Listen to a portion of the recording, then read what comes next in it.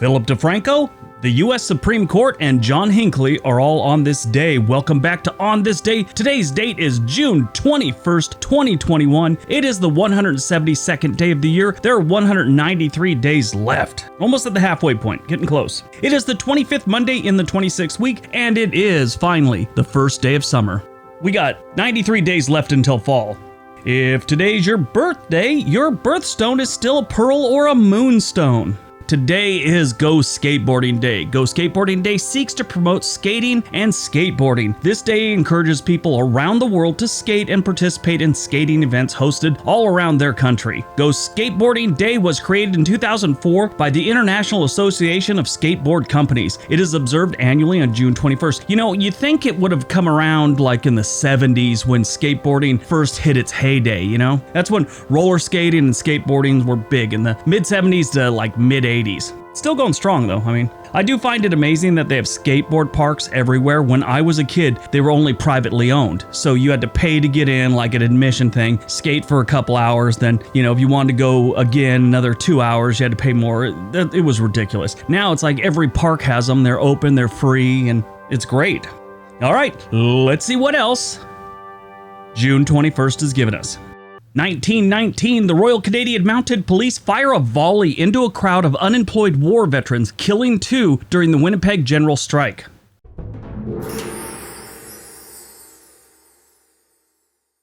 1945, the Battle of Okinawa ends when the organized resistance of the Imperial Japanese Army forces collapses on the southern tip of the main island. Now, this was a pretty interesting battle. You know, they always focus on Iwo Jima and some of the other ones, but Okinawa was a very important battle. It was unique in another way. Now, I talked about this before, maybe on the other channel, but maybe on this channel, I don't know. The United States created the 10th Army, and that's what this force was called. It was a cross-branch force consisting of the U.S. Army's 7th Infantry Division, which I was in, 27th Infantry Division, 77th, and the 96th Infantry Division, along with the United States Marine Corps' 1st, 2nd, and 6th Marine Divisions. And they fought on the island. The 10th was also unique in the fact that it had its own tactical air force. It was, again, a joint Army and Marine command. It also was combined with naval forces, too, but this actual intact fighting force was both Marines and Army. That doesn't normally happen. I mean, during a war, they cross paths and they sometimes operate together, but this one was actually created and moved different places together. And the Battle of Okinawa was just ugly. They had bombarded it and bombed it so bad that it was almost like, in a lot of areas, there was no trees left, and it was just like a debris field of trees and broken ground, and it was just ugly. If you haven't seen the HBO series, The Pacific, it follows a Marine company through the war, or at least most of it, and there's one part towards the end where they actually are involved with the Army and stuff like that in the Battle of Okinawa, and it was ugly. The Japanese would strap Okinawans, just village people, up with explosives and force them to run towards the Americans. And, you know, the Americans, in a lot of cases, had no other choice but to shoot them before they got there. And these were just poor civilians, just had nothing to do with the war. It was ugly, and they show that in the Pacific, and it's really sad when you think about it. I mean, trust me, war is pretty sad in general, but this is just one of the ugly parts of it that doesn't need to happen. Now, there's different numbers for the casualties in this battle. I mean, it could be anywhere from 75,000 to 82,000 on the American side alone, but not all of them were direct combat related. Like, some of them committed suicide, some of them were injured falling off cliffs, whatever the case may be. Illness was another one because the malaria or whatever else they had going on there. The actual killed in action was 12,500 Americans, and 7,700 died of wounds or non-combat related. So yeah, it's depends on how you look at it. When you look at the Japanese side, they figure about 80,000 Japanese soldiers died, and about 30,000 Okinawan conscripts, which means they forced them into battle, giving them guns and making them fight with them. They died along with another 7,000 or so just civilian Okinawans. It's pretty sad. 1964, 3 civil rights workers, Andrew Goodman, James Chaney, and Michael Schwerner, are murdered in Mississippi by members of the Ku Klux Klan. 1973, in its decision in Miller v. California, the Supreme Court of the United States establishes the Miller test for determining whether something is obscene and not protected speech under the U.S. Constitution. 1982, John Hinckley is found not guilty by reason of insanity in an attempt to assassinate U.S. President Ronald Reagan. This guy was a piece of work. So he was obsessed with Jodie Foster, the actress, and he was in love with her. And for some reason, in his mind, he had to kill President Reagan for her. It was weird.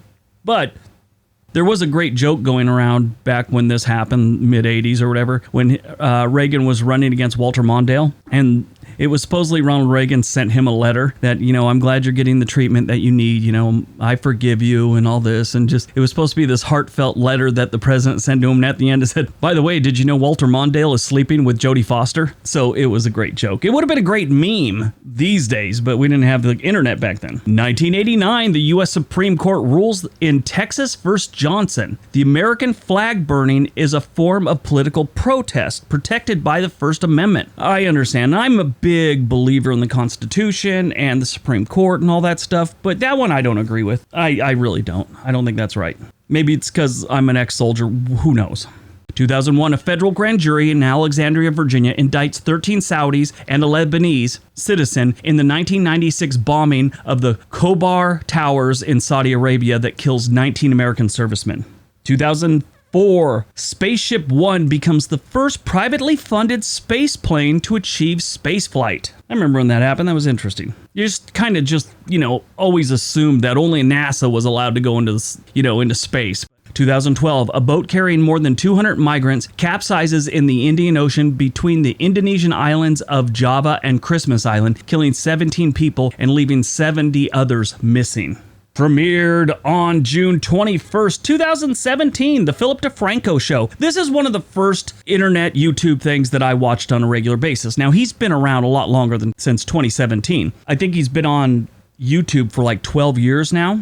But he was involved in what they call an MCN, multi-channel network. These are like agents for YouTube people. Now, back in the day, they were very important to help you get brand deals and stuff like that. But back in the day, he signed on to one, and apparently it was good money at the time, but his show had grown and gotten huge. So he finally got out of that, and he premiered his new show, which was just a rebranding, in 2017. And it's a good show. He basically talks about things going on the internet and in the news every day in a quick 8-minute video. Very interesting. If you ever get a chance, check out Philip DeFranco. Born on June 21st, 1997, Rebecca Black, American singer-songwriter. She is known for her viral song Friday. It is also known as the worst video ever made on YouTube. It was bad. I mean, she's an attractive young lady. She's got a good voice. This was just a horrible song. It was very cheesy and very cringy. Died on June 21st, 2001. We lost Carroll O'Connor. If you don't know who that is, American actor and producer. He was Archie Bunker. He's also in Heat of the Night, all kinds of other things. He was a great actor. His career goes back to the 1950s. But Archie Bunker is what he's most known for. He died of a heart attack on June 21st, 2001, and everyone was at his funeral, apparently. I was reading the list of it, and Gene Stapleton, who played his wife on, Edith Bunker on All in the Family, they apparently had been good friends since the 1960s. Talked weekly, they said. Went to dinner all the time. They're very close. And they played husband and wife back in the day. Very interesting. All right, that's today's video. Hope you guys enjoyed it. Hope you got some information out of it. Now go out, have a productive day. Be nice to each other.